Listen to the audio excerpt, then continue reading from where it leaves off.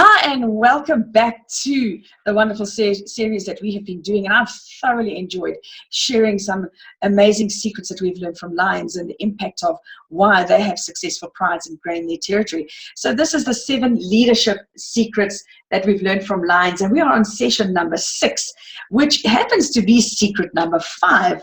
Let's look and just quickly recap in our minds what the other secrets are. And I really hope you've done your homework as well. So the first secret was our vision. The second secret was our game plan. The third secret, role clarification. And the fourth secret was communication. Today, we're going to be delving into the 5th secret. So before we get there, lions are extremely successful because of the respect that they have and the understanding that they have in the value system of their entire prides. So instinctively, they know that if they don't adhere to pride's policies and procedures, then one of two things is going to happen to them.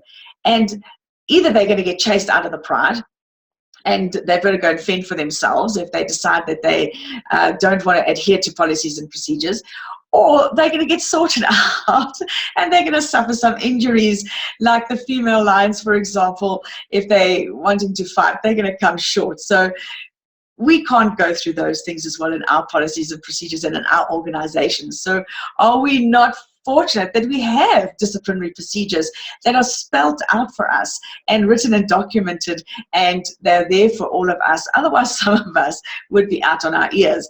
And I just love the way we've learned from the lions, and we've got to remember that, as I said earlier on, how important it was for us to start with the vision, with that absolute, that clarity, focus, and direction. The game plan was the strategy on how we're going to do it. And we should have all these things documented. The lions don't have it documented, but yet they adhere to all of these things. So we are a little bit more intelligent than them. So we have got these things documented for us. And every organization has a set of policies and procedures and also game plans and action steps. I found role clarification for me was one of the greatest things that helped me to get through the process of understanding that my job description and my role clarification can sometimes be completely different. And for me, that has helped me greatly when embarking on journeys with teams and things like that. So yes, I'm a director of an organization. Then I go into this team group. I'm no longer the director. I might have another role to play. So that's very important for us to realize. Today, we're going to be looking at secret number 5. And secret number 5 is collaboration. Often, we don't look at the definition of a word, and so we make the assumption of what collaboration is. But I'm going to read this for you. The collaboration is the action of working with someone to produce something. So just because we're on the same page doesn't necessarily mean that we collaborate. So when we collaborate, we must understand that collaboration is the action of working with someone to produce something. Extremely powerful definition of collaboration. Collaboration, the opposite of collaboration would be competition. So competition is putting individuals against one another. Putting individuals against one another. So when we look at working together, working against each other, it's completely two different things. And many organizations actually put competition in place, and we found out that's one of the main reasons why we can't move forward. And even in the organization, one of the organizations that I'm in, and they post on Facebook, oh, so-and-so is doing better than so-and-so. Now, all of a sudden, when you can't reach that kind of goal, you back off and you're not able to achieve because you think, oh, well, I'll never meet up to that standard. So we must be very careful when we put competition into play. And competition can be great for making things interesting. For example, it might fire up a number of people and you might have little competitions together. But if competition is the thing that you're focusing on all the time, you're going to break down your employees instead of building them up. And ultimately, we want collaboration. So, as I said, competition is important, but competition does not necessarily motivate employees. Research has shown that, in particular, men are far more likely to respond to competition. Yes, women like me. I like to step up to the plate and I love competition, but it's not something that I need all the time. And we find that mostly it's men that will default to. So I'm generalizing, so please don't be cross with me if you're also one of those women that love to compete. I'm generalizing here. Collaboration is actually another way of motivating others, and it harnesses the power of a social bond. Now, as women leaders, we naturally go for collaboration. Men leaders will go for competition. And so that is one of the reasons or elements that women leaders lead so differently to men. So let's have a look at our lions. Lions love to cats that live in groups. They're the only cats, by the way, that live in groups. So if you look at your lions, they collaborate all the time, male and female alike. However, having said that, the male lion likes to collaborate with the female lion, not so much with another lion. So we must also remember that. So living in groups, they're the only cats that live in groups. And that was an interesting factor for me. So they're not the norm, and yet they're the fiercest of cats. So, but yet they know in order for their goal to be achieved, and when we looked at their goal and their vision, it was first and foremost to actually gain territory and build a big, strong tribe. And then it was to hunt. And we all see lion as hunters, and they're actually only hunt when they're hungry. And we need to understand that you and I need to put our salaries on our table. So we need to hunt a little bit more regularly than the hungry lion. 3 main elements to collaboration. And the first one is cooperating toward a common goal. Cooperating towards a common goal. If you have a look at our lions, you can see if that's not cooperation and getting together, this poor bull has, or wildebeest or whatever it might be, has absolutely zero chance of standing against the collaboration of that pride of lionesses, and there's 1 or 2 lions that are inside there as well. So it is all about acting purposefully towards a common goal. Co-op or success is determined by your daily activities. And so it's about being purposeful, very purposeful. That's the first point. The second point is actually coordinating, synchronizing all our efforts and our sharing and our resources. Now, if you have a look at these guys, they're synchronizing their efforts. And even though look at the communication between these two. It's like, okay, don't you come close to my spot. I'm the one who's supposed to be going in. I'm only surmising here, but that's what it looks like to me. All right, they could be saying, hey, come along. Who knows? But that's what I'm saying. But it's about coordination. And if lions do not coordinate when they go into the hunt, then someone is going to get hurt, and we need to be aware of that. The third main element to collaboration is co-creating. Co-creating is producing outcomes together. Co-creating, producing outcomes together. Now, if you have a look at this group of lions, they're co-creating. In other words, lions do not necessarily love the water, but in order for us to get across, or for them, should I say, to get across, they are crossing water. They are co-creating. And so they're producing a novel outcome so that they can actually get together, and that's to get the prey. So very important to remember. The first one of collaboration was cooperating, then we had coordinating, and then we had co-creating. This is the kind of coming together of people is far more powerful than competition. So we need to remember that all the time. And the question we need to ask ourselves here is, how can you and I develop high performance culture teams? And I would like to suggest that one model that I have used extremely successful, especially in the corporate environment and also in my network marketing businesses, and that is following the Tuckman's stages of group development. And we sometimes are far too lazy to follow these. So Tuckman, if you want to Google it, you're more than welcome to, and it's Tuckman's stages of group development. You and I need to be extremely strategic when we want to develop teams. Teams don't just fall together.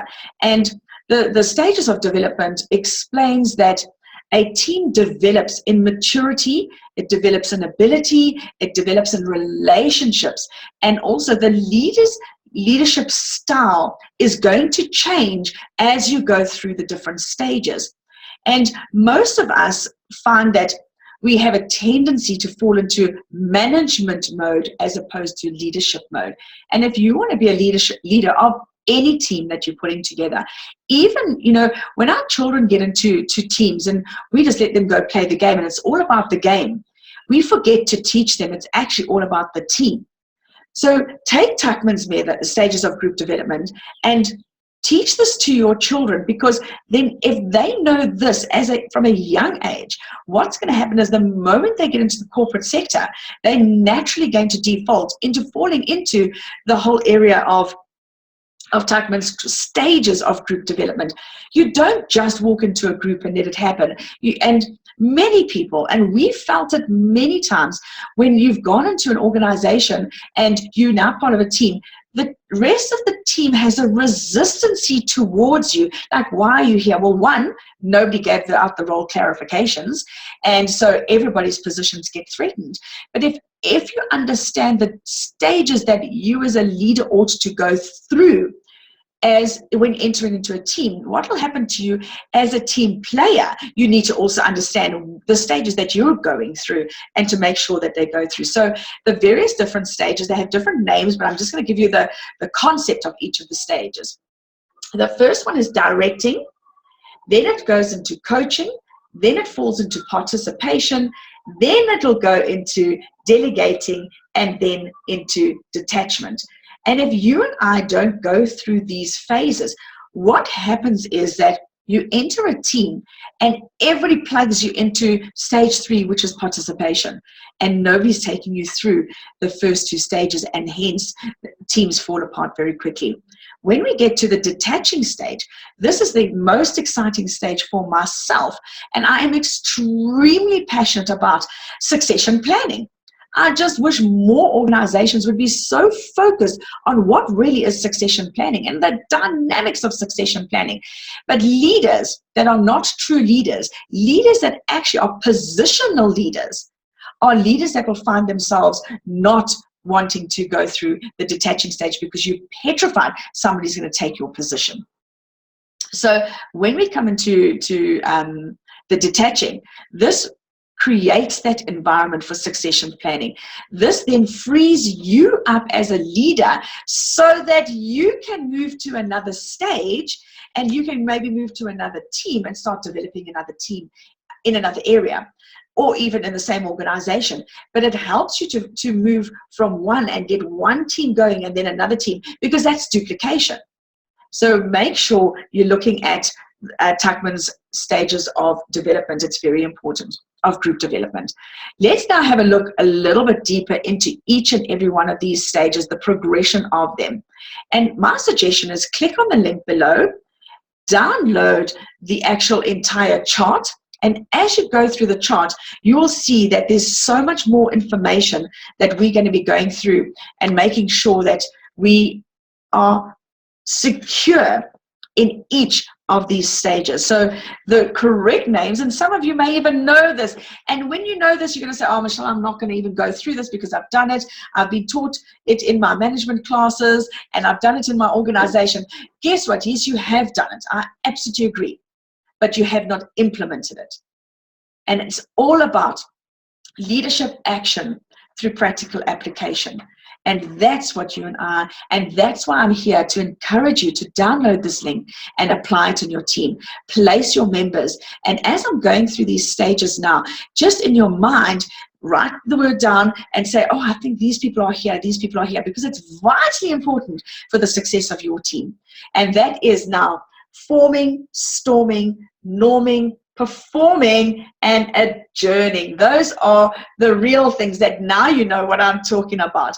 So the chart that I'm saying that you should go and quickly download is a chart that's going to look like this.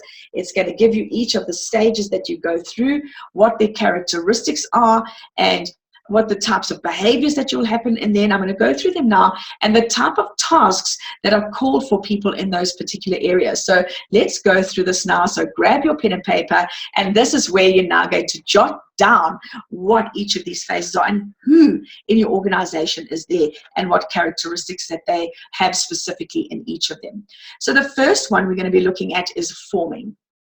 That is forming. We're going to look at the types of behaviors that entail the forming. We're also going to then look at the types of tasks that those people will be in and the type of task that you're called to do as a leader. And then what are the type of characteristics that will help you to determine, even if you're not so sure where a person is in your team, the characteristics are going to then lend themselves to helping you to identify where your person is. Let's now look at the first one, which we said was forming. And forming, we said, had a lot to do with the directing.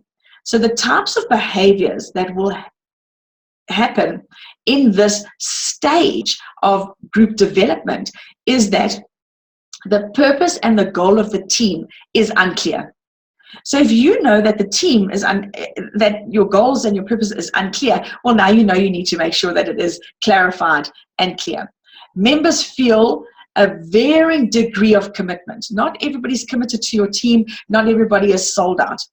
Members are cautious and they don't initiate and they avoid responsibility. Now, I know you're probably going to write half your team down right now as you pull their names in here. Not everybody's here, but they looks like they're bouncing between, because right now I can write a few people down on my list. Communication is low, and a few members will often dominate in this particular area because they don't understand their role clarification. Members are dependent on that directive leadership. So this is where you're going to come in as a leader, and you're going to direct them. It has to be, here are the toilets, here is this is what you're going to do today, and this is how we're going to function. So you're very directive, and this is where the team has a tendency to ask a lot of questions. Remember, the most important thing about questions is you may by all means ask questions in the team, but never question the leader. Ask questions, but never question. Please clarify that and never undermine your leader. That's when you're going to end up in a major situations where it's not going to work for you. The tasks here are very important, and that would be build a common purpose. You've got to slow that team down, and you've got to get them on the same page as you. Clearly establish the expectations that you've got for them, and also your interests and their interests. You've got to be extremely clear with regards to that. Clarify the accountability, recognition, and reward. So if you did this, this is what's going to happen if you've got the reward system in place, and find that collaboration. Access resources. You need to see what each person can contribute to the team to bring a strength forward in that particular team. Somebody might be far better at the teaching of what each type of product brings, and some people just don't have the ability to communicate that clearly. So, but they might be better in leading up front, whatever it might be. So make sure you're using the right person in the right position within your organization. As I said, the leader provides direction, and the leader at this point drives the team and the team processes. Important, don't try and jump from here too quickly, because when you remember when I said in the communication was that when a person is confused, they will not become productive. So where there's a lack of productivity, you will find that the people don't have an understanding, the clarity of their vision, your vision, whatever it might be. So whenever you see, just go and sit with a person, put them into this category, forming, and say, right, oh gosh, you know what, let's find out what the purpose, the goals are, and make sure that that team has the clarity of that. The type of things that are going to happen, the type of characteristics of this team, remember I said was questioning. They're going to ask questions. You'll find they socialize more than productivity, all right? They're all eager and fired up, but they have no clue where they want to go. So it's important to make sure that the group identity and purpose is clarified, and you'll find that most of them will talk about safe topics, and there's no deep ground stuff. So please understand that forming any new person who comes into your team starts at forming. It doesn't matter who they are. Take them through the process and make sure you know exactly what it is that you're going to communicate to them and your time frame that you're going to be doing different things. We have to start being strategic, and in your action plan, in your game plan, you would have written down, new person, these are the steps I'm going to take them through. And part of that would be your collaboration, which would be forming them into the team. You'll find that once you go from forming, it goes into storming. You think, oh my goodness, storming, that sounds exactly like a conflict and all those kind of things. Well, kind of like actually does end up being that. You think, well, why did I put this team together if ultimately what's going to happen is they're going to fall apart and they're going to start storming, which, as we said, was, oh my gosh, now they're going to start fighting. The types of behavior that you will see in the storming area is differences, and confusion arises over the goals and the roles. So the absolute importance of making sure the clarity of roles and responsibilities is here. Struggles erupt over the various different types of approaches, direction, and control. So, no, we should do it this way. No, we should do it this way. I think we should do it that way. And so when that starts happening, in as a leader, you're going to have to intercept on that. Because at this page, remember, you've now gone from directing, you're now going into coaching. Because whatever you do is what your people will do. So if you're not stepping into a coaching role and coming alongside them and saying, hey, whoa, this is what I feel we should go, and these are the reasons why, the moral reasons why. Okay, just a tip for parenting, please never say to your children, I'm the mother. Okay, you go and do that because I'm the mother. The moment you have to tell them that, you've lost the fight. All right, always say, I want you to go and do that because, and give them the moral reason why you as a family have decided that that's an action. The same in your organization. So when you go back to vision, we spoke about values. What are the values you stand by? And as a team, this is what we do because bum, bum, bum. And these are the moral reasons why. Please always remember that.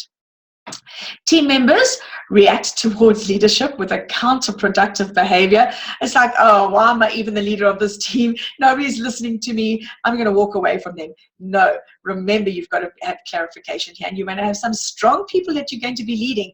And even if you feel that you are not a strong leader, you are the leader.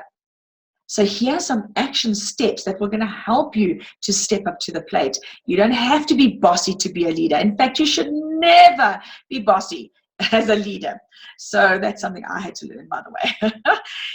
Team, over in this particular storming, have an uncertainty on how to deal with issues because everybody is so different. So you're going to have to say, get in there as the coach and make sure you become the peacemaker as well. Team wrestles with the issues of communication. Make sure that all the lines of communication are clarified. How do you like to be communicated to? And this is how our communication, I want the reports on this day, this day, this day. I want your accountability on a daily basis or a weekly basis, whatever you've decided to do as a team. Members act from an independent stance. They haven't learned to transition to the interdependence because each person wants to jostle for their little bit of importance here. So please remember that. The type of tasks you're going to be doing and performing as a leader is make sure you involve everyone in your team discussions. So if the team is together and you've got 5 people, every team member must be, don't have a discussion between the 2 of you, then you 2 come together and you say, oh, this is what we're going to do. If you've got leaders and your leaders are part of the team, you never have discussions without them. Set up a platform to make sure that your discussions are done with the whole leadership. So, for example, you might have an outside coach, and I have an outside coach. So I'm the leader of my team. I can consult with my outside coach and get information on what I must do. Now, I've got one leader that I'm extremely close to. And in fact, we started the organization together. So we start this organization together. So I have an affinity to want to go and consult with this person because they're also my friend. So what happens is now I get this inside information from my coach. I then go and speak to this colleague. And the 2 of us make a decision. Now we tell the rest of the team this is what we're going to do. And we wonder why we're not having a team participation and why people are not jumping in on the bandwagon. And we say, oh, well, it's your business. You should be doing your own thing. No, it's not. It's about collaboration. The lions would not have as much territory if they did not decide to collaborate together. And this is very important for you and me to actually realize how important this is. So as a friend, we can talk about everything else except what the coach has told me to go and do with this team. Then we go and we put the team together and say, this is what I've learned, and I want a whole team. So I'll have a separate mentor session, a separate Skype session that would take my 4 or 5 key team leaders that I will work with. And then I open it up. I don't invite my team leaders to the whole strategy and tell them at the same time as I'm telling the whole organization. You will set yourself up for failure as a leader if you don't do that. So that's what I mean about making sure that you include everybody, the relative people in the discussions. Inquire into differences, include all ideas and opinions, making sure that you're following suit with that. Seek further clarity about the purpose. Make sure, so what is your purpose? Tell me where you see the vision is. Where do you see this? And make sure that you develop a common approach to your projects that you're working on. Assess and test your resources. Make sure that you're adjusting. Measure, monitor, and adjust at all times. You measure, monitor, and adjust. Remember, we went through that in the game plan. And if you want to know more, go back to the game plan session and listen to it and how you learn to measure, monitor, and adjust. Here, your leader, you're going to have to deal with those difficult issues and make sure that you're coaching the team. So you're type of, all of a sudden, you put this team together, they're really fired up because you've got them in the forming stages and like everybody's excited. Then all of a sudden, you have resistance. One of the characteristics of the storming stage is you're going to have resistance and poor participation.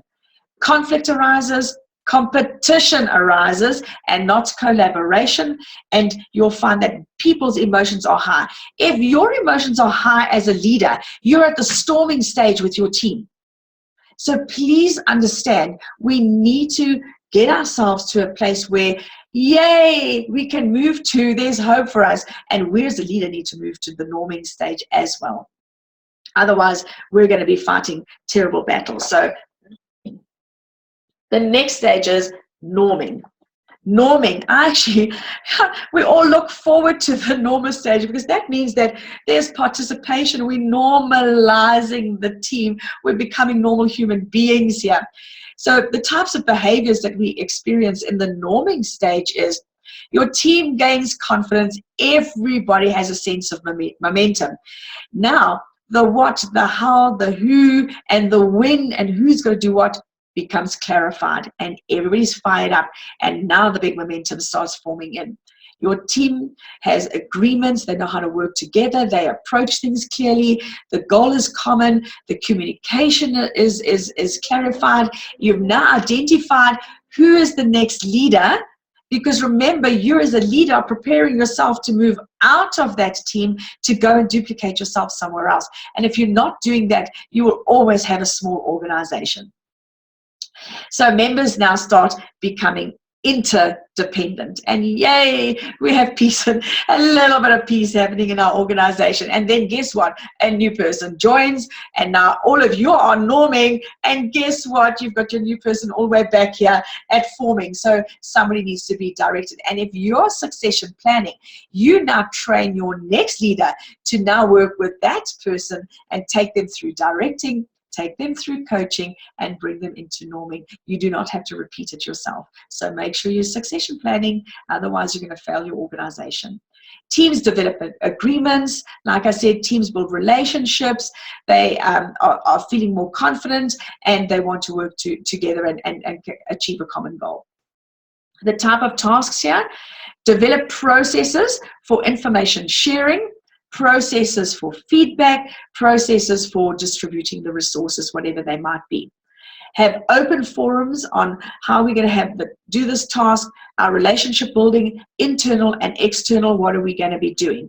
Don't just force feed your leaders if you have got a group of leaders that you're working with. Build appropriate feedback loops that make sure that everybody's getting feedback. We know appropriately what date, time, place, everything's going to be happening. Work towards census, making sure that everybody's able to negotiate where they're at, what they want to do, and you have this open forum, this open door policy. Leaders use this to facilitate their style that will create opportunities for others to lead. Your type of characteristics here is reconciliation.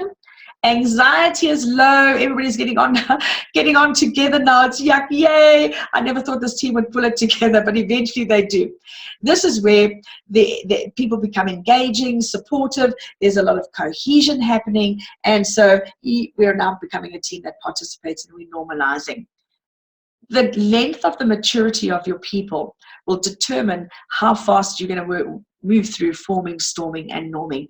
And if you're an immature leader, this is going to be a problem for you.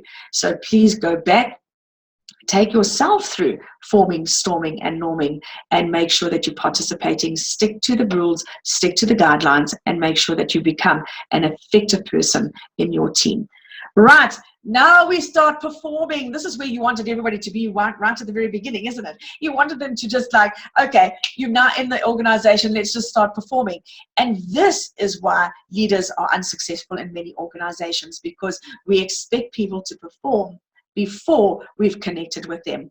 And if we don't reach a person's heart, we're not ever going to be able to get them to perform at their peak performance. And so if there's a lack of performance in your organization, stop blaming the people.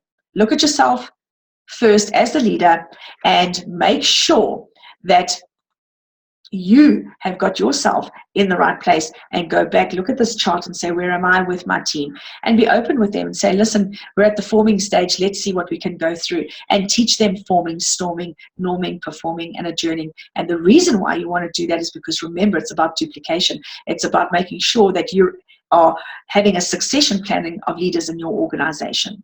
So the next one, the fourth one, is the performing stage. The performing stage, this is where people are starting to be able to naturally do the things, and they know your goals, they have your clarity, the role clarification is done, they understand your game plan, and you're going to be moving forward here. Most importantly, this is the part where you start delegating.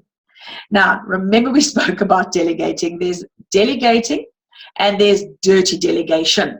So please make sure you do not set people up to fail. Make sure that you're delegating appropriate tasks to the right people, and that you have gone ahead and taught them intentionally what you do naturally. So please remember that.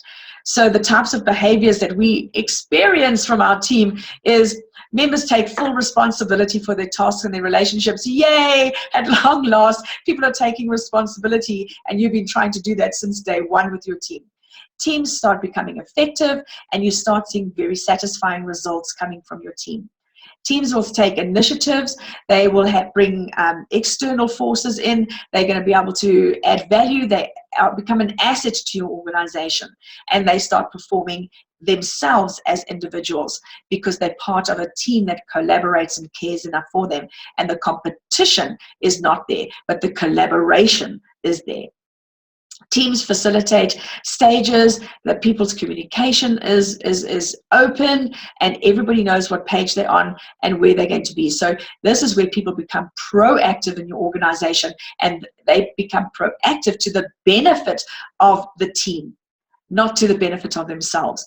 If you're in a competition stage, the benefit is for themselves, whereas collaboration is the benefit is for the team. So make sure even you yourself check your heart and see, why am I doing this? Am I doing this for the team, or am I doing this for me? Type of tasks here, you need to continuously seek to improve relationships, continually seek to start delegating extra tasks with people, assess and evaluate all the time the results. Remember, we said measure, monitor, adjust, celebrate successes. You know, so often we don't celebrate successes, and I've experienced this in particular in some of my network marketing businesses where, for example, now you've got somebody that to put 2 people into the organization, that is a celebration. And at the same month, somebody comes and puts 10 people in. The one who put 2 in doesn't even get mentioned. But the one that has got 10 in says, oh, wow, let's celebrate the 10. We need to celebrate appropriately. You know, as we raised our children, we realized that each child's maturity stage and ability, some are sports oriented and some are academically oriented. And we found we couldn't measure them all, because my one daughter, 70% was like, oh my goodness, she has reached the ceiling in her academic behavior. Whereas our other daughter, on the other hand, who was less sports, and less sports agility, kind of like one would say 2 left feet, her academic was like 90, between 90 and 100. So how could I push the 60%er or 60-70%er up to 80-90? I would have destroyed her. So we need to make sure, so we celebrate the strengths of each person within their own capabilities. And so we need to celebrate people differently. If we do that, you will have loyalty and commitment from your team members like you've never seen before. Continually test approaches, and because you're performing now, you can start bringing in different things into your team and pushing the team to the next level. But remember, the focus is always on the vision and the purpose, and also your game plan. Do not go off that. Stick to your basics always. Do not get too complicated. We found as retailers, it was always the basics that won. And whenever things started going out of kilter, we went straight back to basics, lay down the rules of basics, and we started performing again. So never forget the basics. Don't get too fancy. This is where now the interdependence starts becoming very strong. Your team is producing together. You're balancing the tasks and the process. So you're not just focusing on tasks, do. There's a process that needs to be followed because people are growing in this. So performing is a very, very difficult stage for you to lead as a leader, because you kind of feel that the hands are off and you're starting to lose control over that team. Remember, you're supposed to lose control over that team, because if you don't release the team over to someone else, you haven't duplicated yourself and you cannot move out of the team. Because when you try and run 2 different teams, you're the one who's going to burn out. Remember, it's all about making sure policies, procedures, and systems are put in, and you've trained someone about relationships and they can move on from there. And yes, your dynamics in that team will change. That would now start becoming to that coordinating stage, as opposed to you getting involved there and directing all the time. Allow someone else to go through that process. And then there's a natural flow from performing into adjourning.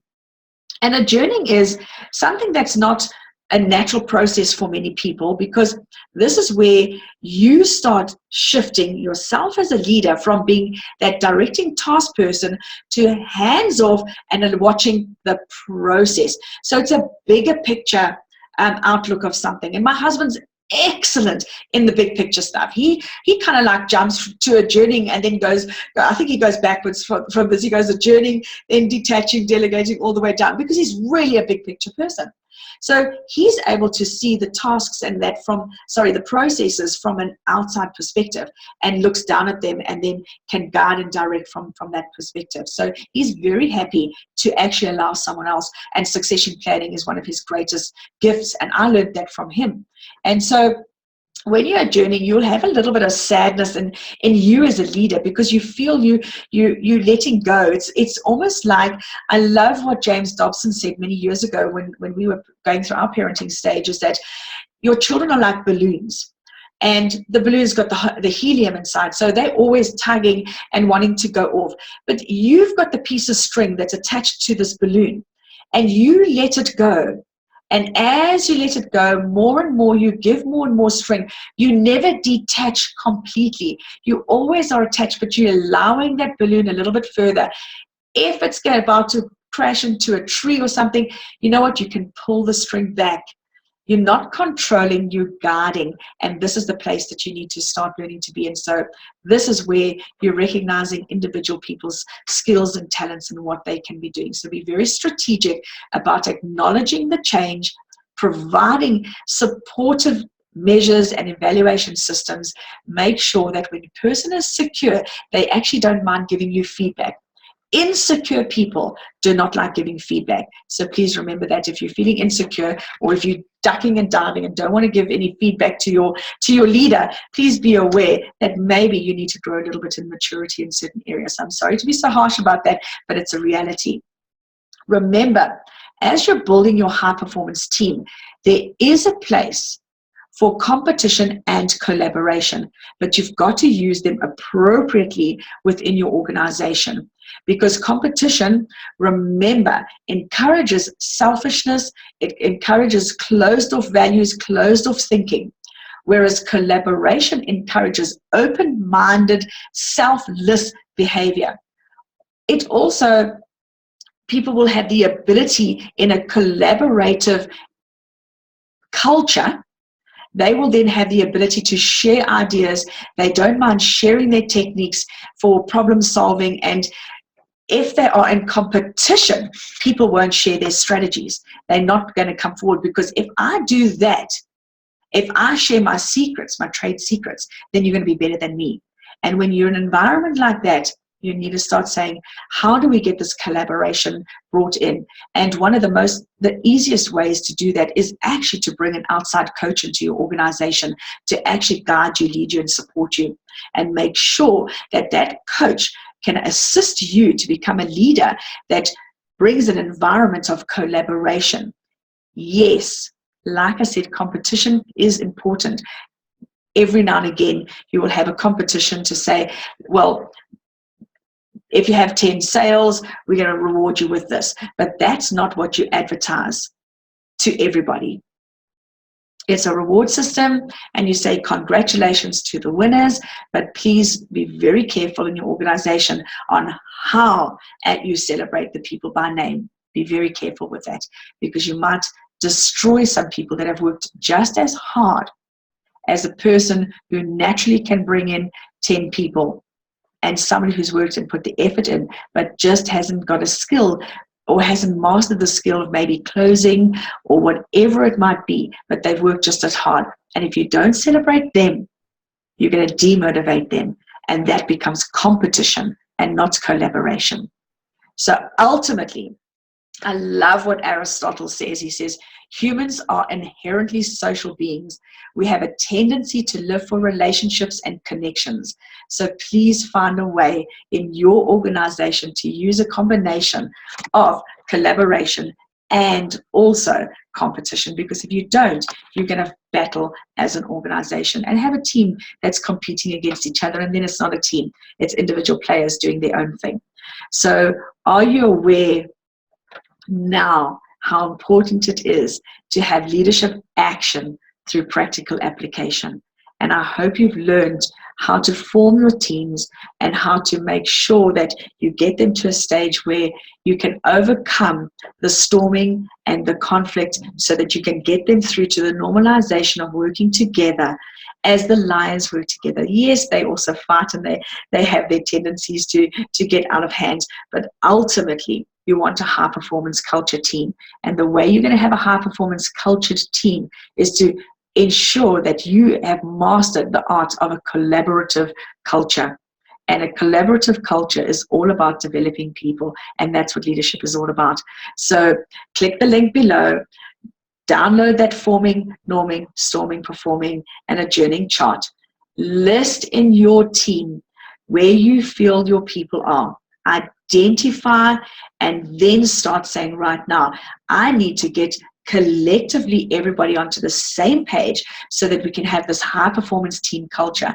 When you and I have a high performance team culture, we would have gone through a lot of things. Remember, most important, if you decide to put someone on a team and call them part of your leadership team, communication must be open and equal to everybody at the same time. You cannot have preferential treatment when it comes to your leaders. You have to treat them all together. So please remember that. You can talk to your friend about something else, but if your friend is one of your leaders, you cannot go and come up with resolves with one person and actually go to the team and tell the rest of the leaders what they're going to do without getting any form of sitting down as a team and having a strategy of moving forward. You will fail as a leader, and you will be a highly emotional leader, and you'll be a leader that's out of control. So please understand that you will then be running around from left to right, and not actually knowing what you are doing and what your team is doing. And then the frustration sets in. And when you're under emotional pressure, if you had to go to the DISC profile, remember I asked you last time to click on, and I'm going to show you again. Here's Dr. Anthony's link. Click on that and learn a little bit more about your personality profile, because when you're under emotional pressure, each and every one of you are going to react differently. Dr. Anthony and myself have done a series, and the series is all about collaboration, and that is called Relationship DIY Networking Success.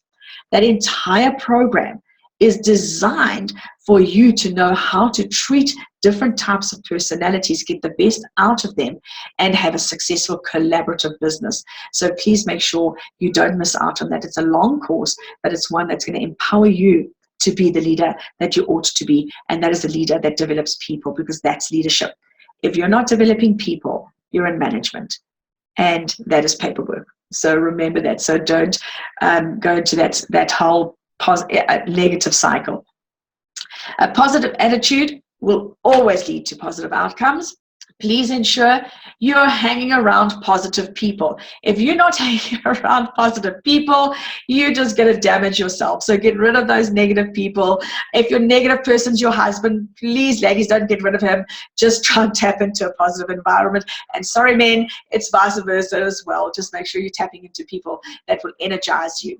And remember, go back to the communication. You'll see how we all have our energy from a different way. But you know what? If you need to tap into a positive, click this link below. Go onto our membership site, and you will find that you will have an energy of leaders that will only encourage, uplift, and build you in your leadership skills. You can ask questions on the site. We will all give you answers, because this is a positive environment. It's a positive online community where you've got experienced leaders who's going to assist you and to enable you to ask questions, and your questions will be answered.